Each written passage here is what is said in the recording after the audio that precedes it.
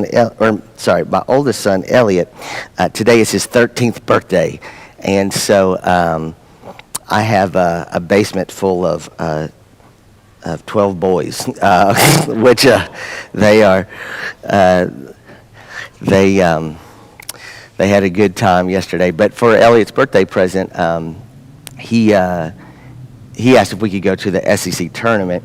And so we were looking at it, and because of the way we didn't know when the game when they would play, right? Not up until last Saturday night, late, because things could change. They could play Friday, they could play Wednesday, and so once we knew they were going to play Wednesday, I looked at tickets, and you could buy like $9 general admission tickets. So I got a couple of those, and we went and sat up.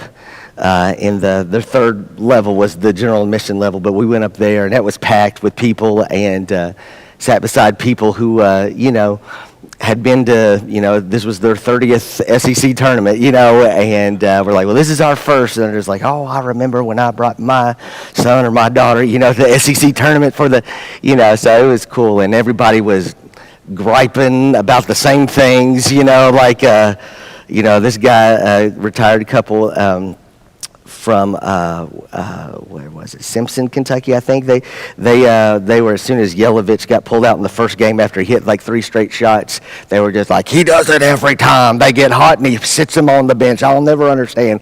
And everybody was just like sort of it just kind of ballooned out, and everybody was coaching. You had 50 people coaches right there, and it was just, and Elliot was just like, Dad, this is awesome. Like, I was like, I know, right?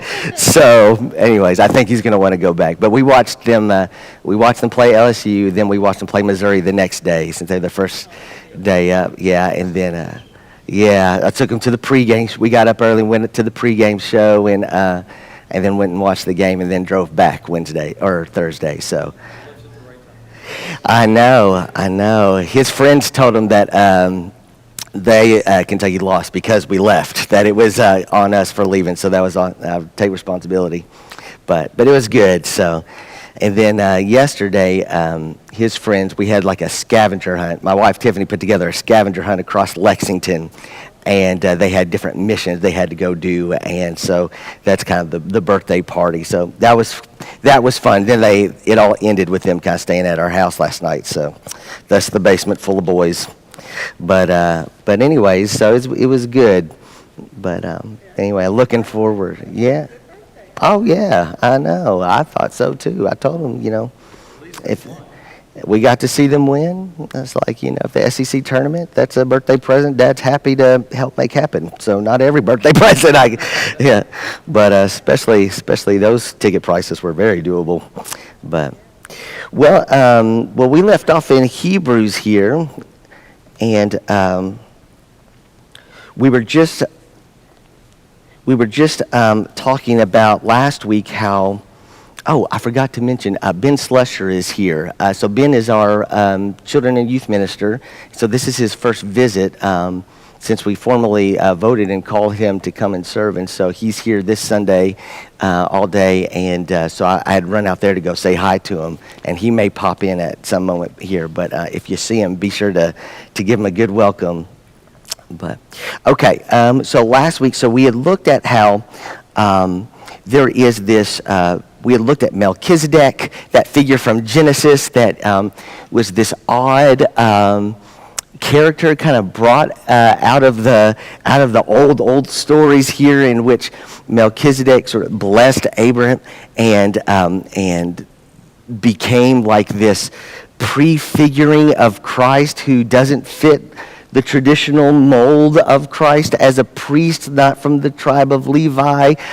So how can you begin to make sense of Christ as somehow the grand high priest of creation? And the speaker here, the author, draws on Melchizedek, again drawing on the scriptures. If the primary formative force for the audience, say the Hebrew audience that's the letter of Hebrews is written to, if the formative force is, say, Torah or some of these scriptures from their tradition, the fact that this author can go and pull out a character, it helps give force to his way of imagining Christ as the great high priest, right? And so goes on to say that Christ is not only this high priest, but as this is greater than all priests before him, because instead of having to, in the cultic practice of sacrifices, where make sacrifice for yourself as the priest to be cleansed so that you can then make sacrifices on behalf of the people to be cleansed, like Christ himself does not have to be cleansed, but is the one who is already clean and then becomes the sacrifice on behalf of all the people. So there's this framing Jesus within the traditions and the stories of Israel, and but as a way of trying to catapult Jesus up to this like superior form of these things, like priest, prophet, so on and so forth. Were there any comments or questions about that before we continue? Okay. Now remember, one of the concerns has been for the people, the audience, to persevere, to not stray from the path, and to not kind of lose their trust in Christ. And so let's finish out chapter 10, starting in verse 19.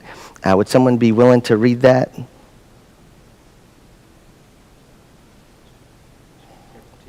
Verse 19, yes.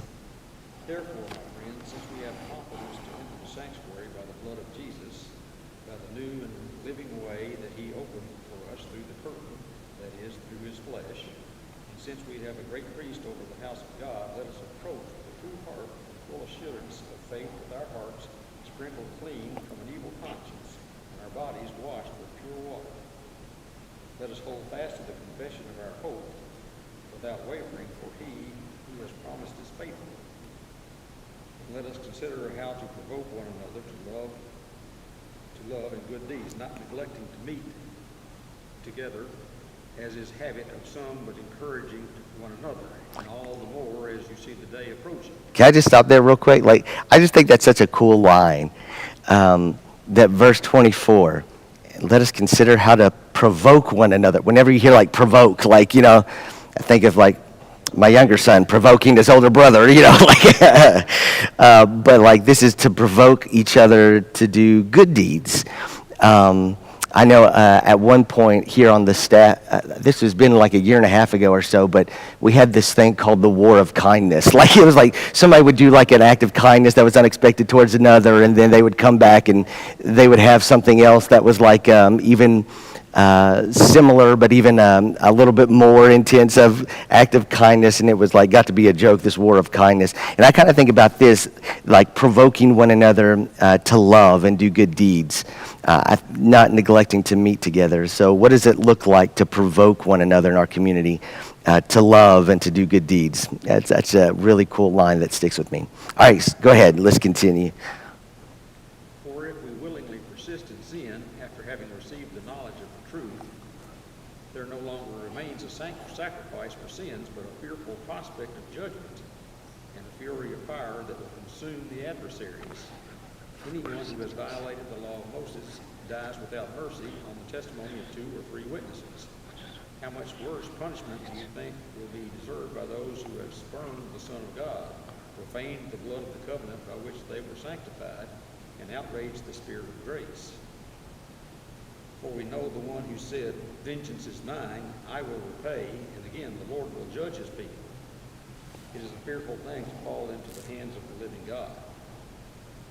But recall those earlier days when, after you had been enlightened, you endured a hard struggle with sufferings, sometimes being publicly exposed to abuse and persecution, and sometimes being partnered with those so treated. For you had compassion for those who were in prison, and you cheerfully accepted the plundering of your possessions, knowing that you yourselves possessed nothing better and more lasting. Do not, therefore, abandon that confidence of yours. It brings a great reward. For you need endurance, so that when you have done the will of God, you may receive what was promised. For yet in very little while the one who is coming will come and will not delay, but my righteous one will live by faith. My soul takes no pleasure in anyone who shrinks back. But we are not among those who shrink back and so are lost, but among those who have faith and so are saved. Okay, so let's just pause here for a second. Anything jump out at you or strike you as interesting or odd in that passage? One of the things that jumps out at... Go ahead. We're getting ready to say something. Did I cut you off? No. One of the things that's interesting to me is that you notice there in verse 25, right after he's talking about provoking one another to do good deeds and to make it a habit, encouraging one another, he ends that by saying, and all the more as you see the day approaching. Do you have capital D in yours? Okay. Does anybody else have capital D in there? Okay. So capital D. So what does that mean? Right. This is the return of Christ to culminate sort of everything that Christ's mission has been working towards, right? This is the resurrection of the cosmos. This is the God, may your kingdom come, your will be done on earth as it is in heaven, right? That's the capital D day, right? So mentions that there and then goes down towards the end of chapter 10 and says, don't abandon your confidence. It brings great reward. And then goes on to say, in a very little while, the one who is coming will come and will not delay, but my righteous one will live by faith. So it's really sort of like amping up this anticipation that the day is coming. And that is a persuasive device, using that sort of imminent return of Christ as a way of trying to get the audience to remain faithful in whatever way that the author wants them to remain faithful. So that concern of them maybe becoming less interested in Christ, or maybe becoming a little bit doubtful about the way maybe Christ has been framed to them, the identity of Christ. Maybe there are other teachings philosophically, religiously, in the pagan world that they're kind of thinking, you know what, actually I think this kind of does a lot more for me than maybe this Christ thing. Or maybe it's sort of a Judaism, a form of Judaism that sort of sees Christ as an aberration or a deviation from the true path of the covenant with God at Sinai. You know, it could be a lot of things, but this author is very much pretty forceful with the rhetoric, saying Jesus is coming, and also you don't want to provoke that spirit of grace. Did you catch that in there? It talks about a vengeance, a judgment, a repayment. This may be a good example to remind you about how some of the tools that I use with Scripture. It is not the case that anything I see printed in the book, in the Bible, that I immediately think, that is a 100% accurate reflection of the character of God. I just don't do that. That's not how I read the Bible. I know there are plenty of people who would think I'm deviating from Christ by even saying that, mentioning that. What I do believe when I'm reading the Bible, the way I imagine it, is that there is a real God that is journeying with real people, that God, in a very real way, trying to disclose the divine self, heart, and character to this people, and the people that we see who have written things like Hebrews and Pauline letters and Gospels and so forth, that this is the people that are trying to capture how they are understanding this God that is with them, and how this God is disclosing God's self to them. And so there are things that I'm reading that like this, that I may put on the hat and say, like, okay, so this group of people may see God as a God that is full of revenge and judgment, and God's going to say, if you turn away from me, then I'll turn away from you. But there are other voices in Scripture that maybe paint a little bit different of a picture of God. So you have these dissonant voices, and I don't see those dissonant voices in any way as something that is like a threat or something that is to be lamented or explained away, but to just try to make sense of how the Spirit of God is revealing God's self to us, because we're like the people in the biblical times. There's a real God journeying with us, and a real Spirit that is also disclosing to us who this God is, and we're we're using the scriptures, but also the Spirit that's active with us to try to make sense of who this God is. So I may look to, say, the 1 John 4 passage, which I've mentioned a lot of times before, where it talks about that God is love, and that God, in perfect love, God casts away all fear, because fear has to do with punishment. And so, like, that's a very different picture of God. Now, it's not to say that there aren't consequences to actions. It's not to say that there isn't somehow... It's not to say that it's all just kicks and giggles when it comes to God. I don't believe that either. But there's a big difference between a vengeful God and a God who just lets anything go. In fact, there's a lot of substance in between.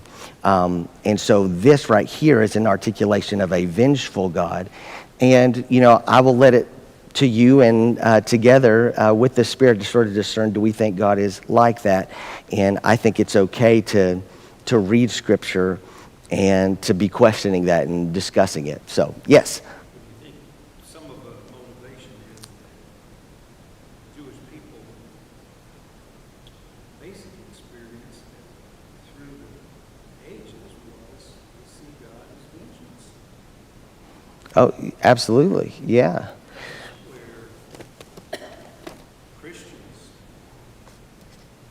first Jewish Christians, did not. This was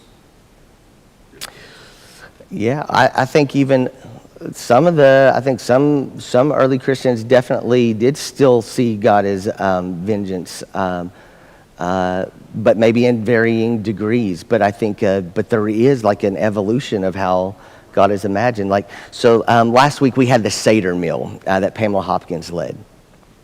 And so this discussion came up as I was kind of like spent the last several weeks talking about the story of Israel and Passover with our youth so that they could kind of be really with the story in the Seder. But one of the things that happens early on in Exodus, right, is that when God sends Moses to Pharaoh and says, let my people go, and Pharaoh's like, away, right? You have set up this face-off between Pharaoh, the gods of Egypt, and Yahweh, the God of Israel. And when God sends these plagues, what is the final plague? That Passover is the definitive get Pharaoh to release, right? It's a taking your firstborn. Well, why that plague? Because Exodus starts out when Pharaoh is trying to decrease the population of the Israelites. He is trying to kill all of the males, and says that the firstborns need to be thrown into the Nile. So that final plague is not random. It is God saying to Pharaoh, you took our firstborn, I'm going to take yours. It's an eye for an eye in the story, right? It is a kind of vengeance. But then you have Jesus, so you can see sort of where that imagination comes from. And I think that is truly how people are imagining and telling the story of God. But then you have Jesus in the Sermon on the Mount, who's wrestling with that very impulse and saying things like,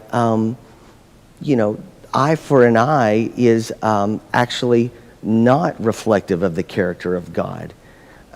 That you may have said to love your neighbor and hate your enemy, but I tell you to love your enemy. And he goes on to describe specific situations about, being struck on one cheek and turning the other. And if someone takes your cloak, give them a second.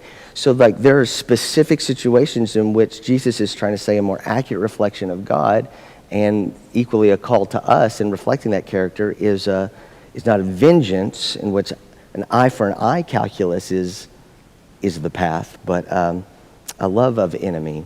And so you see an evolution there of maybe how to conceive of vengeance in the character of God.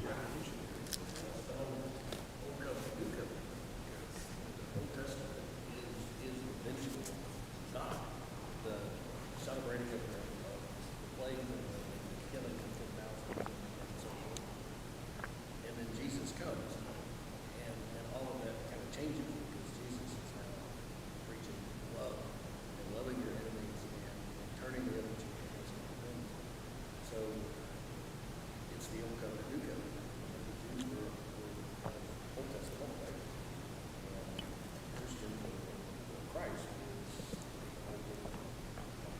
different ballgame. Yeah, it's interesting. So one of the things that tried to do, because you're right, because you can see, like you can read through Exodus, right?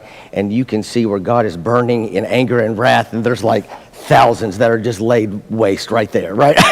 And Moses has to convince God, God, like, if you destroy us out here, like, what will the Egyptians say? Like, wow, some God, like, delivered them, went through all the trouble to deliver us from Egypt, also that you could just kill us yourself out here. Like, so like that's in Exodus, right? But you also see in other passages, for instance, like Isaiah, where you see this compassionate God, especially like in Isaiah 40, where it is a God that is saying, comfort my people, and speaking that they may have thought that they had so deeply broken the covenant that God has said, I'm finished, done. And Isaiah saying, God's not capable of that. Like, God is full of grace and says, comfort, peace, that there is a future. We're still together, right? So I don't necessarily speak of like the whole, say, Old Testament and say there's nothing like that's wrath and vengeance, because you have a mixture of voices in there. In the same way, like in the New Testament, you have like Jesus with that Sermon on the Mount portrayal of God and love your enemies, but then again, you have some other voices in the New Testament that, like here, where it's talking about, there's some residual imagination of God as this vengeance kind of God. And, I think parsing through that's an early church project, it's an ancient Israel project, and it's a continuing project for us. How are we parsing through these different voices and perspectives, and what's our guiding light? What's our interpretive key?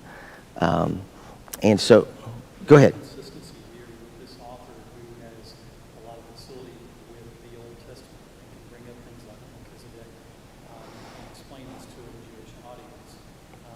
There's a consistency between someone who is extremely well versed in Torah to have an attitude that is consistent with the Old Testament, that, hey, this is a vengeful God.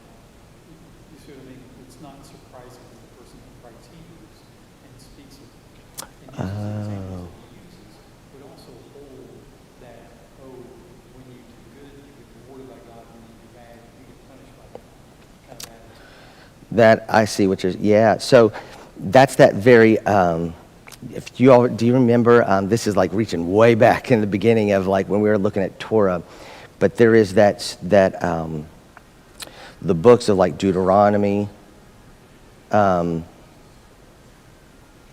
yes, Lord. Yeah, like Deuteronomy, 1st and 2nd Samuel, 1st and 2nd Kings. We refer to it as the Deuteronomistic history that has that sort of very transactional theology of like, if you follow the covenant, it will go well for you. If you do not, it will go bad for you, right? It's a very clean, like, do what I say, you'll be blessed. Don't do what I say, the hammer's coming down, right? And then there's other voices that complicate that kind of transaction, Job being one of them. But yeah, maybe this author is very much shaped by that Deuteronomistic history of that transactional, like, if you fall away, like the Israelites in the wilderness, God, we know that God gets angry and it will not go well for you. But if you stay faithful, then on that day when Jesus returns, it will go well for you. You'll be fully blessed. So maybe that there is this this kind of tapping into that certain tradition in the Hebrew Scriptures for sure. But I think it is no question that you definitely see a lot of vengeance in the Hebrew Scriptures. And when Jesus is speaking about, in the Sermon on the Mount, about, I say not an eye for an eye, he begins that Sermon on the Mount by kind of describing how there is not an abolishment of the law, but a fulfillment of it. So whatever is the heart of it in the Hebrew Scriptures, Jesus is trying to pull out he's saying that he is fulfilling it, that he is actually like taking off like the shears of, that may cloak our vision of what's truly intended there with what God was doing. And he's trying to like see the intent of everything clearly and then fulfill that teaching. So let's look at chapter 11, because this is where he's going to start going through all kinds of various stories here, mentioning lots of people. Would someone start reading in chapter 11, starting in verse 1? Now faith is the assurance of things hoped for, the conviction of things not seen. Indeed, by faith our ancestors received fruit. By faith we understand that the worlds were prepared by the word of God, so that what is seen was made from things that are not visible. Okay, so let's just pause there real quick. This is why it's helpful to keep the whole context of Hebrews in mind. Remember, the author is worried about people falling away. And then in chapter 11, this is where sometimes preachers will say to each other, I'm going to do a riff on this. This is like, this preacher's riffing here on what introduces the subject right at the beginning of chapter 11. Faith, right? Gives the definition of faith. Now, faith is the assurance of things hoped for and the conviction of things not seen.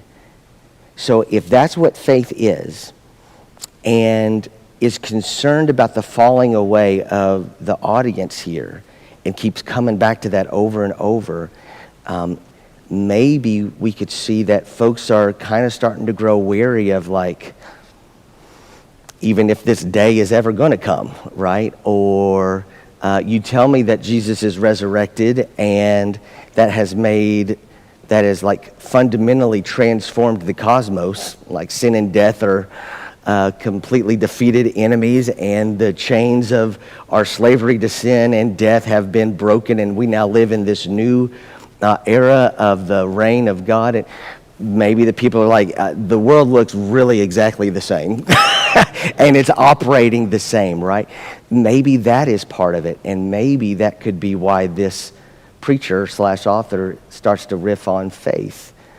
Maybe ask, why do you think this person would need to go on faith and talk about faith? But now he's going to give all kinds of examples from their tradition, their past, about how faith sustained their ancestors and the stories that they know. Okay, go ahead. By faith, Abel offered to God a more acceptable sacrifice than Cain's. Through this, he received approval as righteous. God himself gave approval to his gifts. He died, and through his faith, he still speaks. By faith, Enoch was taken so he did not experience death, and he was not found because God had taken him. For it was attested before he was taken away that he had pleased God. And without faith, it was impossible to please God. For whoever would approach him must believe that he exists, and that he rewards those who seek him. By faith, Noah, warned by God about events as yet unseen, respected the warning, and built an ark to save his household. By this, he condemned the world, and became an heir to the righteousness that is in accordance with faith. By faith, Abraham obeyed when he was told to set out for a place that he was to receive as an inheritance, and he set out, not knowing where he was going. By faith, he stayed for a time in the land he had been promised, as in a foreign land, living in tents, as did Isaac and Jacob, who were heirs with him of the same promise. For he looked forward to the city that has foundations, whose architect and builder is God. By faith, he received the power of procreation, even though he was too old. And Sarah herself was barren, because he considered him faithful who he promised. Therefore, from one person, from this one, as good as they, descendants were born, as many as stars, as these stars of heaven, and as innumerable as grains of sand by the seashore. All of these died in faith without having received the promises, but from a distance they saw and believed. They confessed that they were strangers and foreigners on the earth. The people who speak in this way make it clear that they were seeking a home. But they had been thinking of the land that they had left behind, they would have had opportunity to return. But as it is, they desire a better country, that is, to be heavenly. Therefore God is not ashamed to be called their God. Indeed, he has prepared a city for them. By faith, Abraham, when put to the test, offered up Isaac. He who had received the promises was ready to offer up his only son, whom he had been told, It is through Isaac that descendants shall be named through you. He considered the fact that God is able even to raise someone from the dead, and figuratively speaking, he did receive him back. By faith, Isaac invoked blessings for the future on Jacob and Esau. By faith, Jacob, when dying, blessed each of the sons of Joseph, bowing in worship over the top of his staff. By faith, Joseph, at the end of his life, made mention of the exodus of the Israelites and gave instructions about his burial. All right, can we just pause there real quick? Do you see what this author is doing? Remember how I said how this author seems to have like the Hebrew scriptures and these stories as like his native tongue? Like he's working his way through Genesis. Do you notice? Starts with Cain, right? That Cain and Abel, that first act of violence after the fall and the murder. Talking about Abel, and and then he goes from Abel, talks about Enoch, and then goes from Enoch and talks about Noah, and then goes from Noah to talk about Abraham and Sarah, and then goes to Isaac and Jacob, and then finally Joseph. And Joseph's story is where we finish the book of Genesis. And what is the common theme in all of these people as being described as exemplars of faith? At least as interpreted through this preacher here, is that these folks were acting in ways where maybe the true outcome of those actions could not be fully seen or experienced, and yet they acted. Or as the author says at the beginning, faith is the assurance of things hoped for, the conviction of things not seen. And goes on to say there in the end of verse 3, so that what is seen was made from things that are not visible. So that God is one who is able to sort of transform what is to come, which is an unseen, invisible, yet to happen kind of promise, and actually make good on it so that it does become the visible and experienced reality. And that if the condition of faith is seeing God make good on all those promises, then what you have is a relationship with God that's kind of like, what have you done for me lately? And this author is trying to say that if you can sort of make faith, trust in God in outcomes you can't see, and still be assured that what you hope for will be something that God makes good on, then you'll be like all of these folks, like when Abraham and Sarah, left home and were assured of a big family and that it would make a huge difference in the history of the world. They didn't know, didn't see it, for a long time, had no children, and yet they were people of faith. And so it's going on to make this case as a way of trying to say to his audience, look, you may not be seeing the substance of what you hope for. Like all of the ways in which you want and are hoping for Christ to make a difference in how this world operates fundamentally. You may not see it, you may not experience it right now, but continue. Continue on in the way, don't stray, and gives all these examples. David, would you mind just to finish out chapter 11? Because now he gets into Exodus with Moses. By faith, Moses was hidden by his parents for 3 months after his birth because they saw the Egyptians and they were not afraid of the king's edict. By faith, Moses, when he was grown up, refused to be called a son of Pharaoh's daughter, choosing rather to share ill treatment with the people of God than to enjoy the fleeting pleasures of sin. He considered abuse, suffered for the Christ, to be greater wealth than the treasures of Egypt, but he was looking ahead to the reward. I got to say that's where the David Wards of the audience would be raising their hands. Say more. Do you mind to? What was the reward that Moses got? Oh, there's the promised land. Time for you to die. Yeah. Yeah. Yes. Thanks for all your faithful service. Yes. By faith, he left Egypt unafraid of the king's anger, for he persevered as though he saw him who was invisible.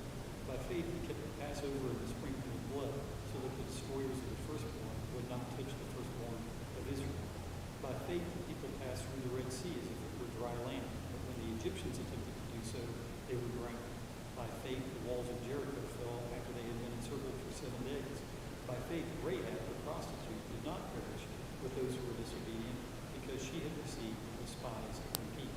By the way, can we just say, this is where the preacher is like, kind of like in the middle of the riff, goes from like introducing these heroes of the faith that everyone would, without even thinking, name as heroes of the faith, but now we get to Rahab, you could almost hear like a record, Rahab, a Gentile woman nonetheless, but how she did act in great faith. So, okay, go ahead, continue. And what more should I say?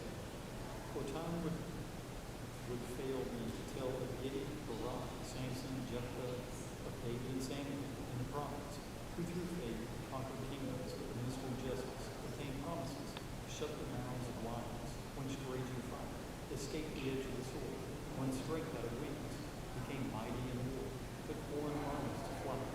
Women conceived their dead by resurrection. Others were tortured, refusing to accept release in order to obtain a better resurrection. Others suffered mocking, flogging, even chains and imprisonment. They were stoned to death. They were sawn in two. They were killed by the sword. They went about in skins of sheep and goats, destitute, persecuted, tormented, of whom the world was not worthy. They wandered in deserts and mountains and in caves and holes in the ground. Yet all these, though they were commended for their faith, did not receive what was promised, since God had provided something better, so that they would not depart from us, but be made perfect. Okay, so we've got this long history that starts with like Cain and Abel. It goes all the way up to the present. So it's really incredible how the author / preacher here connects their story to the stories that they're familiar with as a way of sort of saying, you're in the same story. The ways in which they were encountering the challenges of trying to remain faithful when all evidence on the ground seems to tell them it would be much wiser to just cut their losses and move on.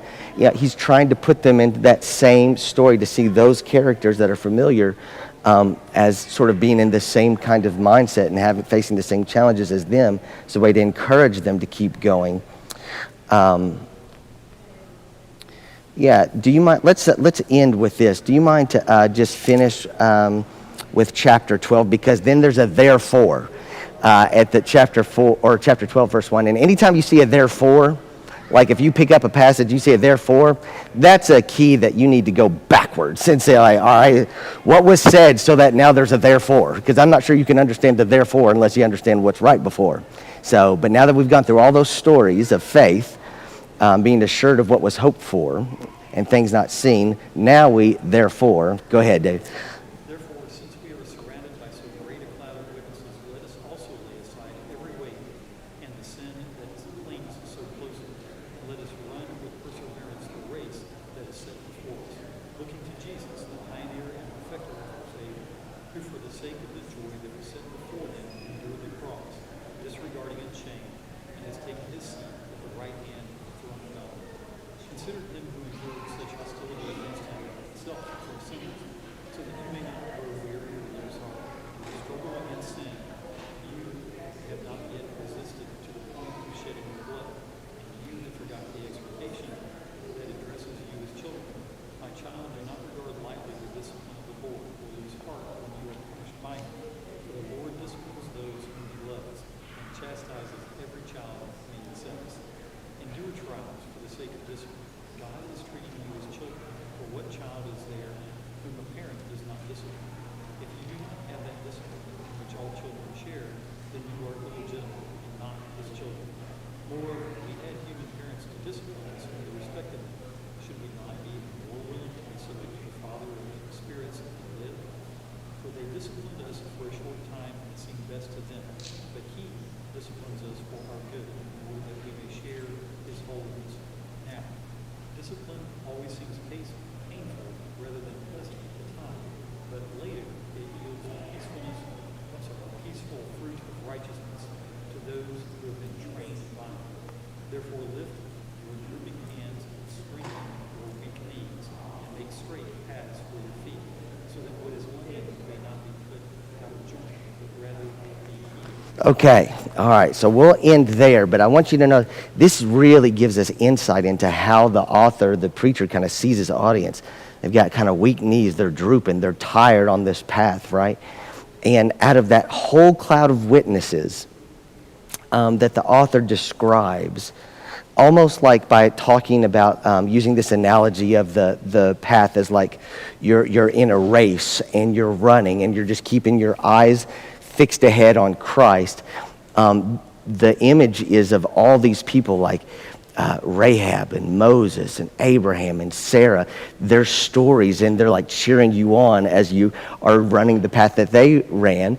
And he even uses as the culminating example Jesus, that Jesus had the cross set before. Jesus knows the struggle of what you all are going through, that he faced opposition. He faced a lot of circumstances in which he had to hold fast to this is who he is, this is what will happen if he can stay faithful on the path. But a lot of it is unseen, most notably on the cross where he is being executed. And the author says, but because he is faithful, because he trusted and had the assurance of what was unseen, that he was able to go through those trials and challenges and even through the cross and is resurrected and at the right hand of God, experienced all the things hoped for, right? And so that is like the ultimate example as like going through that whole history. And then goes into this section about maybe how to understand some of the challenges as the discipline of a child from a parent. That's a different thing. So we're going to come back to that next week. But just this is sort of like this culminating, like if the preacher had like you ever seen a preacher that gets so worked up and has like the towel and like wipes the head, like I could see the Hebrews preacher getting through that, you know. And so since we are surrounded by a whole great cloud of witnesses, let us run the race, you know, and just, you know, wiping the forehead, like he's going, right? And so, but the whole force of it is don't lose hope. Don't lose hope. Don't lose trust. Everything that you're experiencing, your doubt, the looking at the circumstances on the ground, if you feel almost abandoned by God and like a fool, guess what? There's some pretty good company around you, like Moses, like Abraham, like Sarah, like Jesus. So that is where we will leave it now, and we'll come back to mid-chapter 12 next week, and then we'll finish out the book of Hebrews. So, all right, thank you all very much.